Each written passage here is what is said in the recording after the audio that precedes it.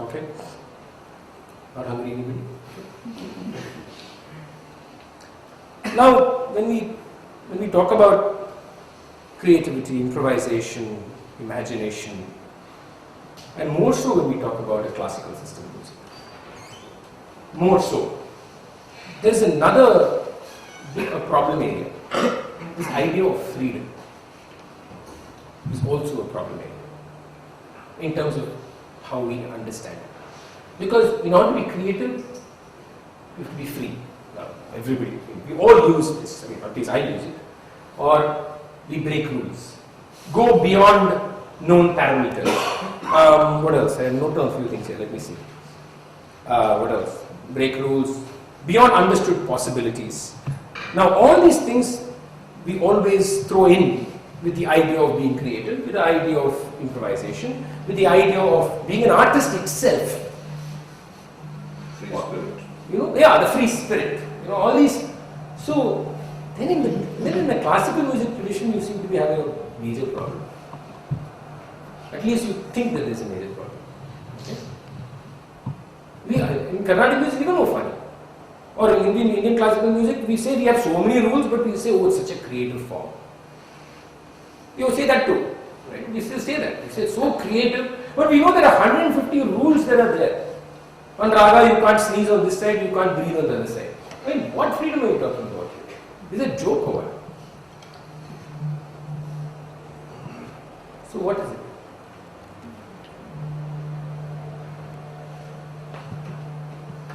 They seem like existential questions, but I think they are at a larger level, very much. But they are very specific also, I think, to the artistic spirit. I think they're very specific to the artistic spirit and of course expand themselves to life itself. And that's what makes, I think, art rather pure art and artistic creation in a very special place. In the way it's able to connect yourself with some things that are very, very normal human experiences and perceptions. And I think if there's anything special about art, that to me is a special quality because it naturally leads you to these questions from what it is. That's all. There's nothing else special about it. I think to be an artist has to be a kind of an instinct, to instinctively know how you can be within the parameters, yet going outside. Yeah, when you say that, I want to ask you, is that an oxymoron? That's what I want to ask. I mean, I'm just tempted to ask that question. You say there are parameters and then tell me go within it but be beyond it. You know? Yeah, it is. Is it? I mean, I'm asking if it's an oxymoron. I don't know. You're not fixing all the parameters, right? There are some free parameters. So within those free parameters, there's still freedom. So, okay, so then you're saying the fixed parameters are fixed. Those are restrictions. As far as what How you can utilize the given amount of freedom? How can you utilize it better? Given some amount of freedom, can you? So the freedom is not complete freedom, you say. So what is the state of complete freedom? Can you tell me? In life, I'm just curious now. I'm not being bound by. No, I just want to know what is the state of complete freedom. I want your perception. If I say you're completely free, what is the first thing that comes to your head? Many choices. You can choose I where think you the very idea of want to I'm not. Beg your pardon? You can choose where you want to go at every moment. Choice is the word you're using. I think very. Now I will ask you, is there really a choice when you make a choice? I think it's because I wonder whether we really choose when we choose. Okay, because the perceived choices, what we carry with us is always guiding us towards out of 5 to 2, then to 1. I'll give you an experiment that apparently happened. This is just aside, completely aside. Just felt like giving this. This is a neurological experiment. So they had this man in a room, and they put all these, what do you call them? Electrodes in the head or whatever. And it was about choice. So they were curious to find out what choices they take. So they had some simple parameters, black and white, like 5 and 4 numbers.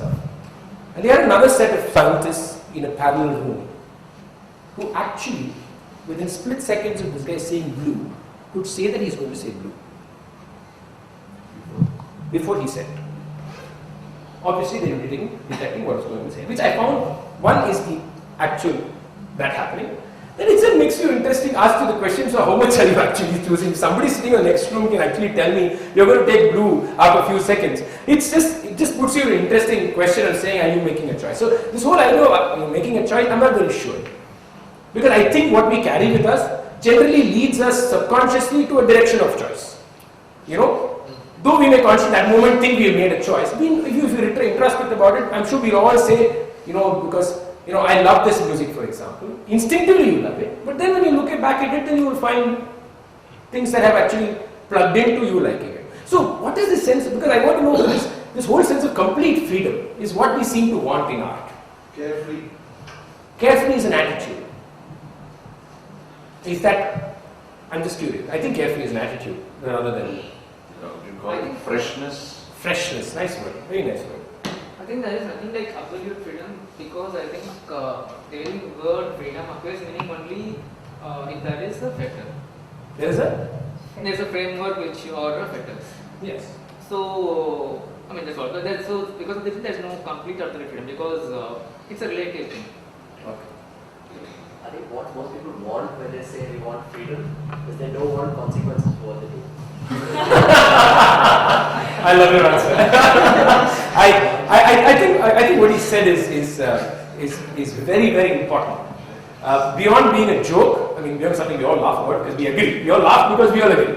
I think it's very, very, very important because what we look as restrictions are those things that have consequences usually. Like I want to murder somebody because I hate the guy, but I know I can't murder the guy. I'm showing a very, very extreme example. Okay, but in a sense, if you just take the idea that he has thrown forward, okay, in terms of saying we don't want consequences, and put in the context of most things we do, I think it has a lot of relevance. Even artistically, it has relevance. And what is the consequences in art? It is the aesthetics of what you're working with. Music, dance, whatever. And I'm not going to specific forms, but the consequences that we're talking about musically is that aesthetics of that music that we've introspected, understood, blah blah blah blah blah blah. Continue. I can't go back to day one now, but all that and the consequences of an act in some way disturbing that aesthetics is the consequence that I'm looking at. So that's why I feel what he said is very, very, very beautifully put in any context. So this perception of absolute freedom is, I think, more a perception of that which will lead to consequences in any domain, life itself or specific domains. So, you know, and I want to take up what she said about being within, yet somewhere not being in there. As an artist, I'll respond to this. Okay? As a musician, I will respond to this. I know, let's go to week one. We spoke about raga, its rules, phrases that make the raga, all the history, blah, blah, blah. I think the points when we talk about an artist going beyond is when these rules or these governing history that the artist carries is not present in the conscience of the artist at all. What is then present in the conscious of the artist? It is the sound, I'm going to use the word sound again, that is generated by the aesthetic of that whole raga. Now if I take a raga X, there is an enveloping sound, which is a collection of all music that goes in, that I know is that raga. Behind this sound, there are phrases that have come through hundreds of generations, there are phrases that have come through compositions which I have learned, there are rules and regulations to the raga, blah blah blah. Every musician starts from that point, where the rules, regulations, all those things are the governing factors of presenting the raga. As the musician completely moves into the world of the sound only, the musician goes beyond the parameter, yet is within the parameter. Because what the musician is generating is an aesthetic world that will still be a continuum of what the sound of the raga is. Behind this world, very behind in the subconscious, it doesn't go away, is all that has been fed in. Okay? But the capacity of the musician to live in only the sound gives him the ability to even manipulate, I'm using the word manipulate here, what was perceived as a hard and fast rule, yet retain the sound that is still the aesthetic word of the raga. When the rules and regulations are in front of my face, always as a musician, nothing is happening. There's no freedom. There's actually no freedom. Because I'm only singing as per the phrases that have been handed over, what I've been given, and within that I keep moving. But when this is thrown behind, and what is guiding me is that enveloping sound. Now if you take a raga Yadukula Kamboji, there is a sound in Yadukula Kamboji that completely takes Yadukula Kamboji to all its octaves. I know. In any point of reference, I know what it sounds like. So when that becomes the point of reference for the artist, when that is the point of reference, it's an experiential reference. It is not a specific quantitative reference of this phrase, this swara, this movement. It's an experiential reference of that sound. And it's also experiential for the cognitive listener. And I use the word cognitive listener here.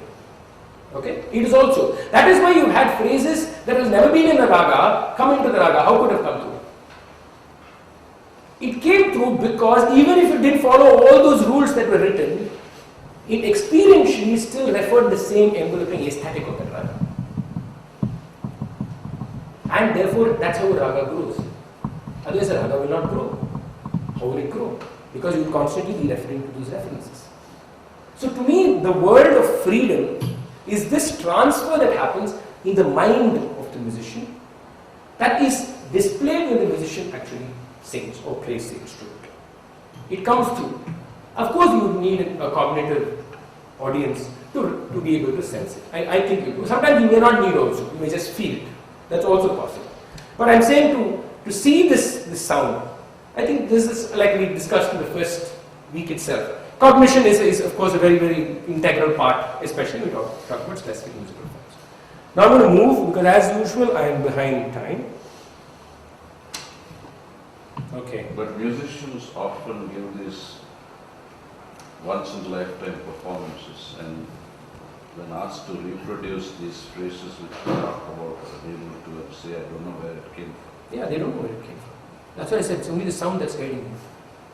I don't know where it came from. It's just, when I sing Yadukula Kamboji, I'm just hearing the sound of Yadukula Kamboji. I'm not hearing the phrase that makes Yadukula Kamboji.